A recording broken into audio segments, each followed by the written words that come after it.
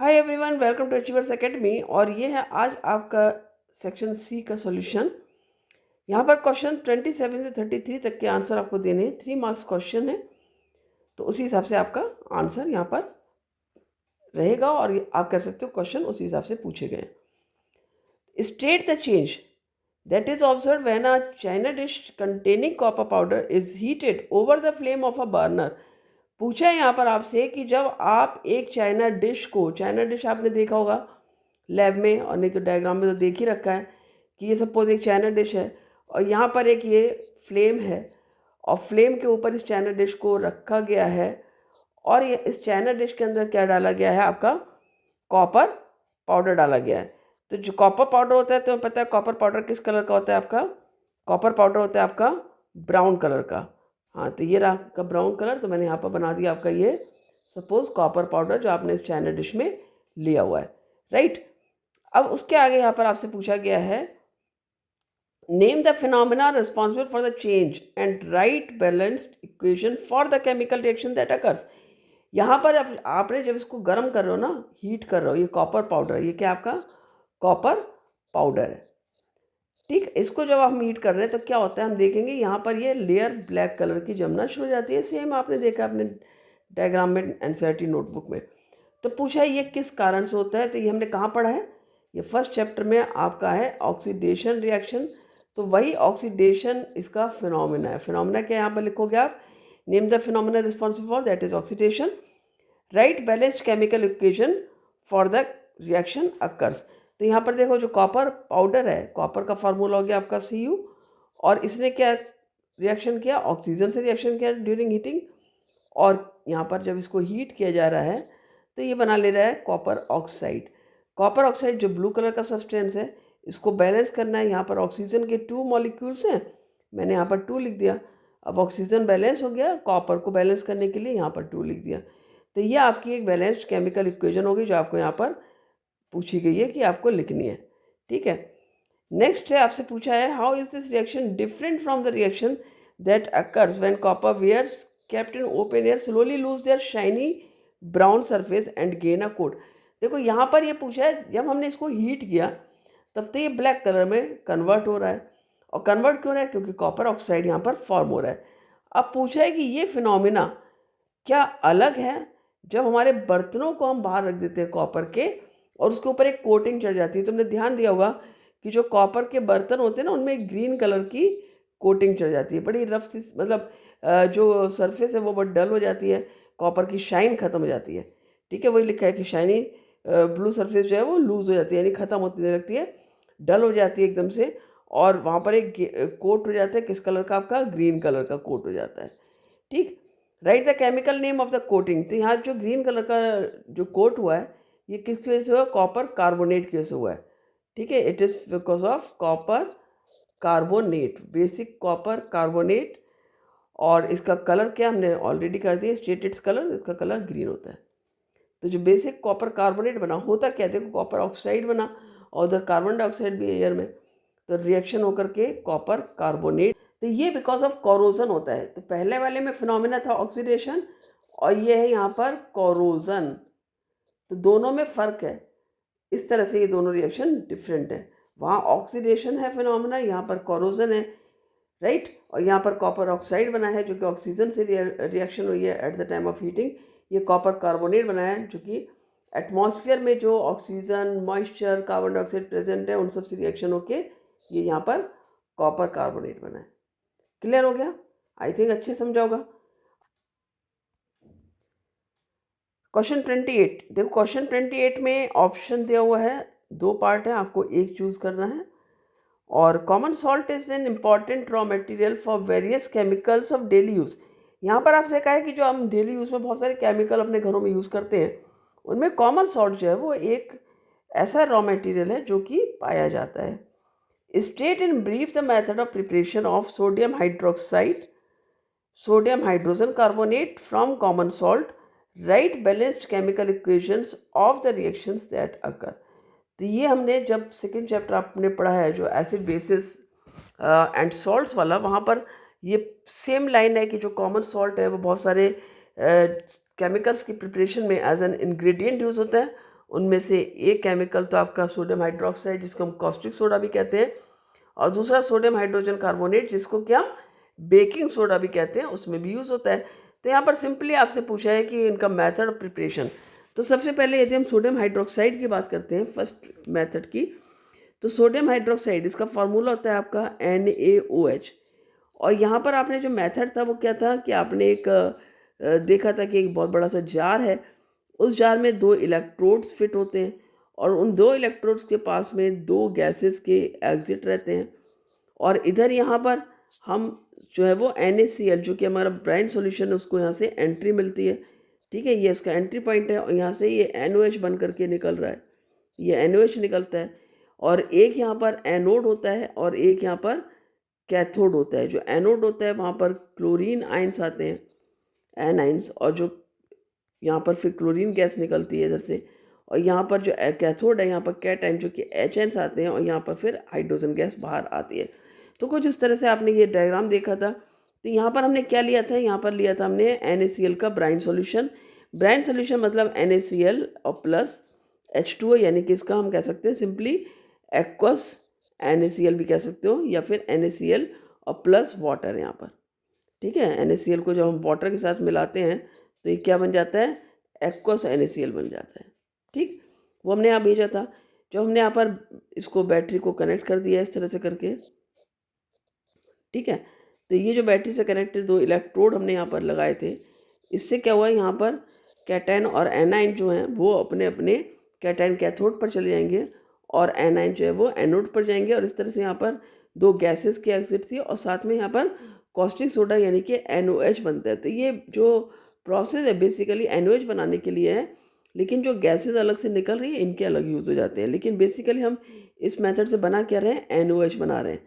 Right, तो ये हमारा मेथड ऑफ प्रिपरेशन था। और इसकी जो रिएक्शन थी वो क्या थी हमारी, मैं यहाँ पर रिएक्शन लिख के दिखाती हूँ आपको कि NaCl और plus water H2O gives NaOH plus H2 और प्लस Cl2। अब इसको देखो बैलेंस करना है, Cl2 है तो मैंने यहाँ पर 2 लिख दिया, यहाँ 2 लिखा तो Na2 हो गया, Na2 हो गया तो मुझे यहाँ पर 2 लिखना होगा Na के लिए।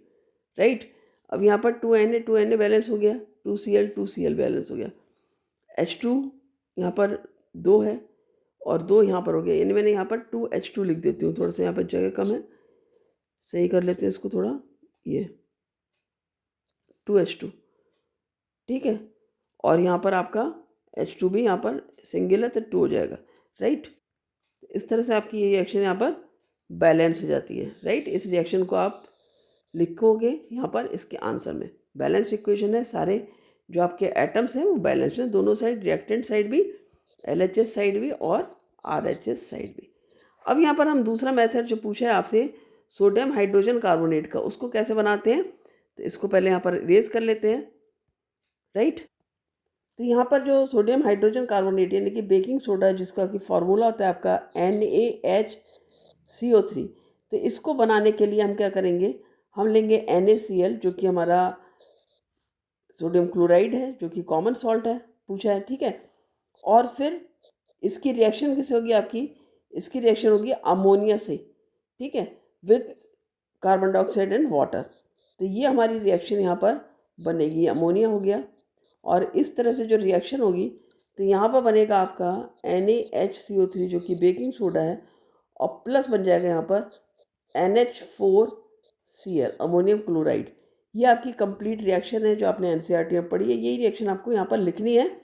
तो ये हो गया आपका मेथड ऑफ प्रिपरेशन की सोडियम क्लोराइड सॉल्यूशन रिएक्ट करते हैं यहाँ पर अमोनिया से और कार्बन डाइऑक्साइड से। ठीक है, जो ब्रांड सॉल्यूशन हो गया आपका सोडियम क्लोराइड का, और बनाता है यहाँ पर बेकिंग सोडा और प्लस अमोनियम क्लोराइड बन जाता है। तो यही आपको सोडियम बेकिंग सोडा का पूछा था कि कैसे प्रिपेयर होता है, ये आपका प्रिपरेशन का मेथड और रिएक्शन दोनों आपको लिख देनी है। दूसरा आपसे पूछा है यहाँ पर B part, design an experiment setup to demonstrate that alcohol and glucose contain hydrogen but are not categorised as acids, also give the reaction reason to justify this fact. Book में इस तरह की एक्टिविटी एक पढ़ी है, वो तो कुछ इस तरह से थी कि आपने एक बीकर लेना था और उस बीकर में सपोज आपने 2 इलेक्ट्रोड डाले हैं, ऊपर एक 2 यहाँ पर सपोज एक कॉर्क लिया है, कुछ लिया है, उसके ऊपर 2 नेल लगाई हैं, और इन दोनों नेल्स को आपने किससे अटैच कर दिया है, 2 इलेक्ट्रोड से। ठीक है, कुछ इस तरह से करके यहाँ पर 2 इलेक्ट्रोड हो जाएंगे और ये दोनों इलेक्ट्रोड जो हैं वो आपके बैटरी से अटैच हो जाएंगे।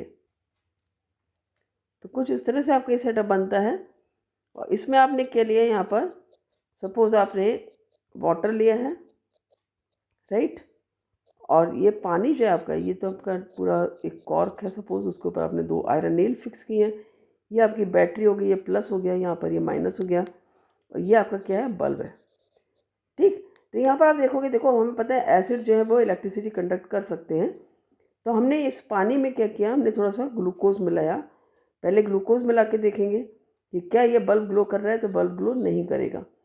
उसी तरह से हम जो है वो अल्कोहल को डालेंगे और देखेंगे बल्ब ग्लो करेगा, अगेन बल्ब ग्लो नहीं करेगा। तो दोनों ही केसेस में बल्ब ग्लो नहीं कर रहा है। जबकि यदि हम एक एसिड डालेंगे यहाँ पर तो बल्ब ग्लो करता है। तो इसका मतलब क्या हुआ कि दोनों एसिड नहीं है। ठीक है, क्योंकि ये बल्ब ग्लो नहीं कर पा रहे हैं। क्यों? क्योंकि एसिड क्या करता है, एसिड एच प्रोड्यूस करता है। और ये जो तुम्हें गैप दिख रहा है ना, ये इस तरह से जो गैप यहाँ बीच में दिखता है, इस गैप को कौन फिल करता है, जो आयंस होते हैं। तो जब यहाँ पर आयंस ही नहीं है तो ये गैप फिल नहीं होगा, तो इलेक्ट्रिसिटी कंडक्ट नहीं हो पाएगी।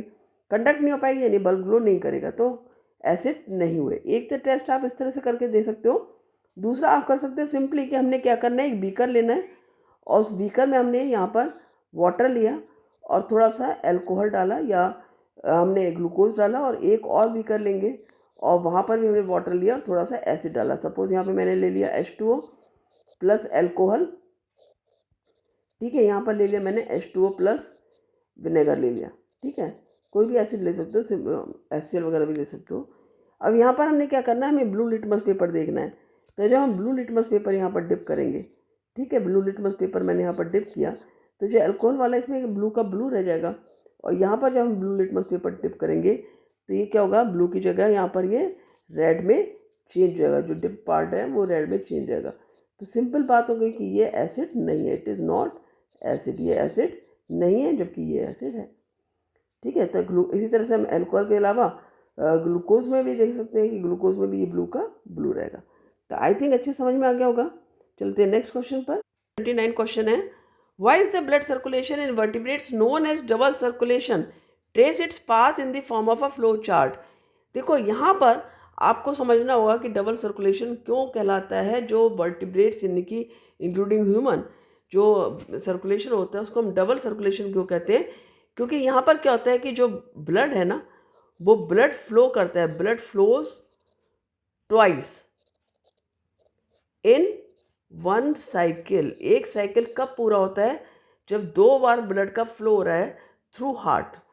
ठीक है, blood flows twice through heart in one cycle.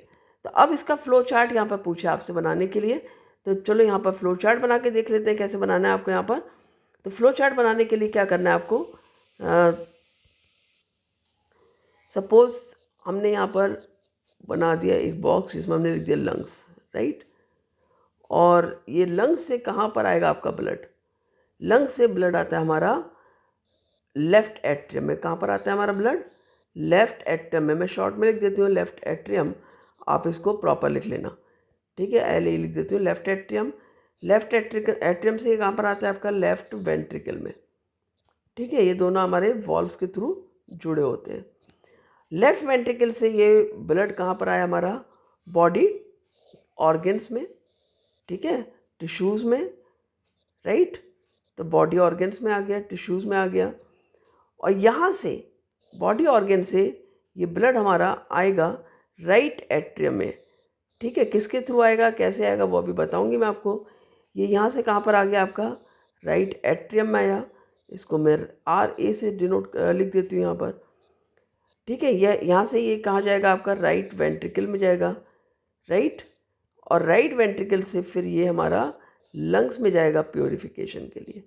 तो कुछ इस तरह का फ्लो चार्ट आपका बनता है। देखो होता क्या है यहाँ पर कि जो लंग्स है ना, लंग्स से हमारा ऑक्सीजनेटेड ब्लड जा रहा है। कौन सा ब्लड जा रहा है यहाँ पर, ऑक्सीजनेटेड ब्लड। और ये ऑक्सीजनेटेड ब्लड जो हमारा किस में जा रहा है, किस वेसल के थ्रू जा रहा है, ये जा रहा है हमारा पल्मोनरी वेन के थ्रू।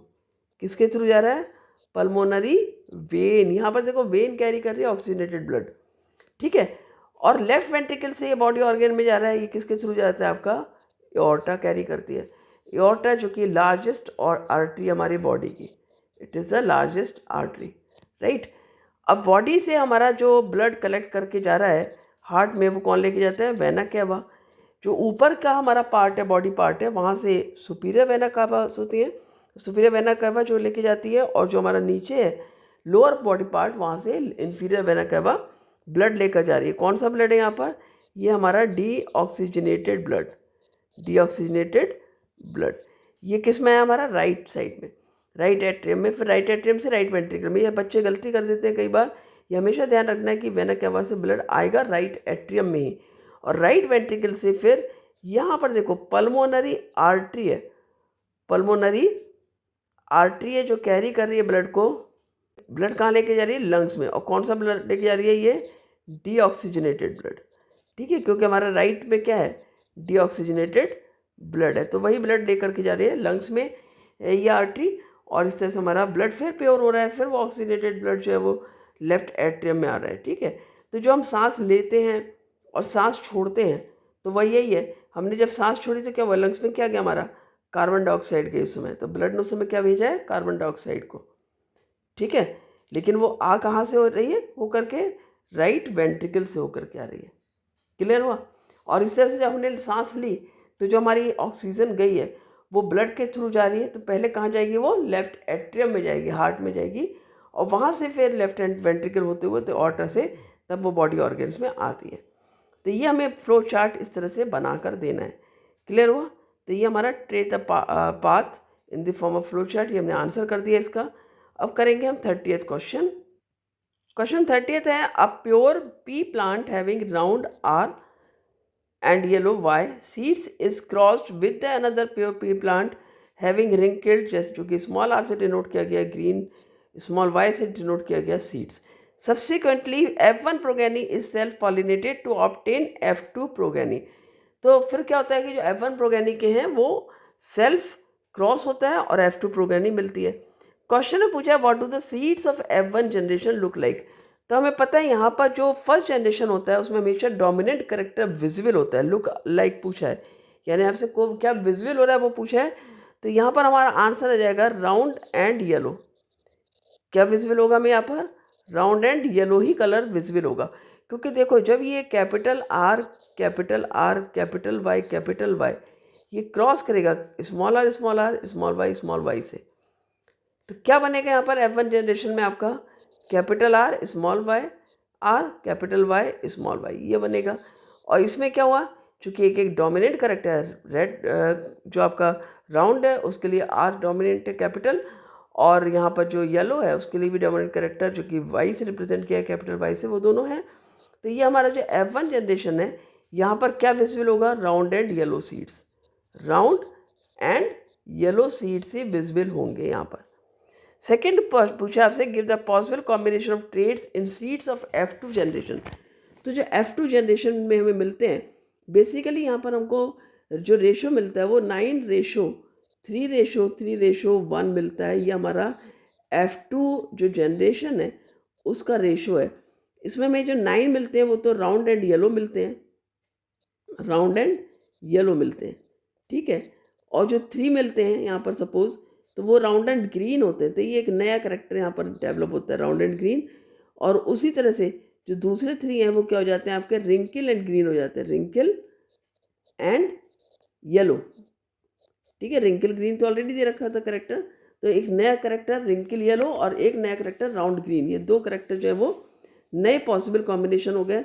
और बाकी पुराने में राउंड एंड येलो, और ये जो 1 है ये रिंकल एंड ग्रीन, ठीक है, रिंकल एंड ग्रीन। तो ये सारे पॉसिबल हमारे ट्रेड्स हो जाते हैं, पॉसिबल कॉम्बिनेशन जो मिलते हैं।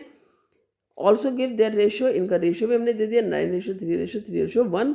State the reason of obtaining seeds of new combination of traits in F2 generation. तो यहाँ पर रीज़न क्या है, क्योंकि हमें पता है कि जो हमारा देखो F1 जनरेशन में भी भले हमको राउंड एंड येलो मिला था, लेकिन वहाँ भी क्या था, रिसेसिव ट्रेड्स थे, यानी कि वहाँ एक स्मॉल आर और एक स्मॉल वाई था जो कि आपका रिसेसिव ट्रेड था, किसका, जो रिंकल और ग्रीन को शो करता है, ठीक है, क्लियर हुआ। तो यहाँ पर आंसर क्या लिख सकते हो आप, आप लिखोगे the appearance of new combinations of traits in the FT generation is due to Mendel's law of independent assortment.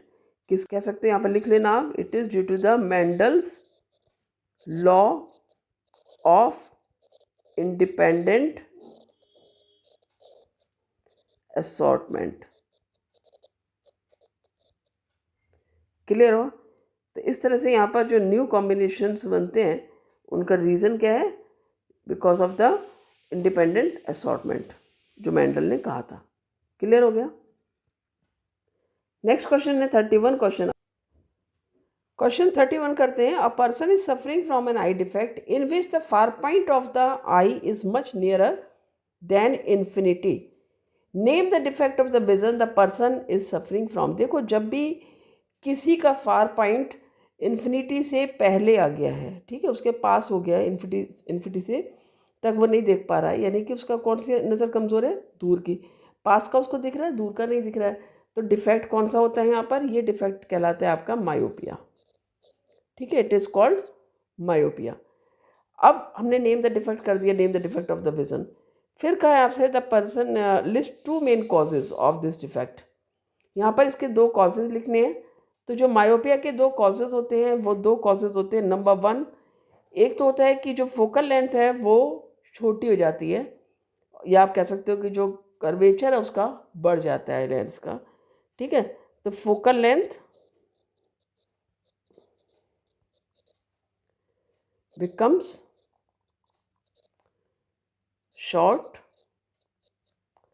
And second cause क्या होता है इसका कि जो आई बॉल है उसका साइज बढ़ जाता है। तो आई बॉल बिकम्स लार्ज, या फिर आप लिख सकते हो कि आई बॉल इलोंगेट्स। ठीक है, तो ये हो गए इसके 2 कॉजेज। फिर आपसे पूछा है right the type of the corrective lens. अब यहाँ पे कौन सा करेक्टिव लेंस हमको चाहिए होता है? ये लेंस हमको जो चाहिए होता है वो है आपका कॉनकेव लेंस। ठीक है, फिर आपसे कहा है कि draw a ray diagram to show the function of the corrective lens. तो देखो, यदि हम देखेंगे तो मायोपिया का क्या प्रॉब्लम होता है? हमने कहा फोकल लेंथ शॉर्ट हो जाती है, आई बॉल लार्ज हो जाती है। तो कुछ इस तरह से ये डिफेक्ट होता है कि इसमें रेटिना पर ना बन करके जो इमेज है वो रेटिना से पहले बनती है। ये तो मैं भी आपको दिखा रही हूँ जो प्रॉब्लम है उसका, यानी कि जब मायोपिया है किसी को तब जो प्रॉब्लम आती है तो क्या आती है कि ये हमारी आई है, ये आई लेंस मैंने बना दिया यहाँ पर कायदे में, तो यहाँ पर इमेज बननी चाहिए रेटिना पर। ठीक है, दिस इज़ व्हाट रेटिना। ये क्या आपका आई लेंस है, लेकिन इमेज यहाँ पर नहीं बनी। कहाँ बनी इमेज? ये यहाँ पर से सपोज रे आई और इसने इमेज यहाँ रेटिना से पहले ही कहीं पर बना ली। ठीक है, पहले बननी है, यहाँ बन गई, यहाँ या यहाँ बन जाए, कहीं भी बन जाए, लेकिन पहले बननी है। तो कुछ इस तरह से हम देखें तो ये आपका डायग्राम बनता है। तो ये आपका है जब डिफेक्टिव आई यानी कि जो मायोपिक आई है उसका डायग्राम। मायोपिक आई का डायग्राम ये है जिसमें फोकल लेंथ जो है वो छोटी हो गई है, इसलिए इमेज पहले बन जा रही है रेटिना से, और आई लेंस चूँकि हमारा जो आई बॉल है वो बड़ी हो जाती है, तो इसलिए एक तो ये प्रॉब्लम होती है। दूसरा क्या प्रॉब्लम हो सकती है? इसका कॉज क्या हो सकता है कि हमारा जो आई लेंस है उसका कर्वेचर बढ़ जाएगा। भाई सीधी सी बात है, यदि लेंस मोटा हो जाएगा तो उसकी फोकल लेंथ कम हो जाएगी। ठीक है, अब यदि हम कह रहे हैं कि इसमें करेक्टिव लेंस हमने कौन सा लगाया? हमने लगाया यहाँ पे कॉनकेव लेंस। तो आपसे एक क्वेश्चन में पूछा है कि कौन सा लेंस लगेगा, और ये भी आपको बताना है कि वो ही लेंस हमने क्यों लिया है। ठीक है ना, पूछा ना आपसे कि function of the corrective lens, corrective lens का क्या फंक्शन है यहाँ पर, ये भी आपसे पूछा है। तो मैं यहाँ पर इसको पहले इरेज कर दूँ ठीक से, और फिर आपको आगे का दिखाते हैं कि कैसे करेक्टिव लेंस आपका काम करता है। करेक्टिव लेंस हमने कॉनकेव लेंस लिया है। कॉनकेव लेंस तुमको पता है कि वो एक डाइवर्जिंग लेंस है। तो चूंकि इमेज पहले बन रही है तो हमें क्या करना होगा? रेज को पहले और डाइवर्ज करना होगा, और जब हम डाइवर्ज करके और फिर उसको कन्वर्ज करेंगे तो रेज जो है वो कहाँ पर मीट करेंगी? रेटिना पर, और इमेज कहाँ बन जाएगी? फिर रेटिना पर इमेज बन जाएगी। ठीक है, मैं यहाँ पर बजाय ब्लैक के दूसरा कलर एक ले लेती हूँ जिससे आपको दिखने में थोड़ा क्लियर दिखेगा। रेड ले लिया मैंने यहाँ पर। ये आपका सपोज सेंटर लाइन मैंने खींच दी यहाँ पर।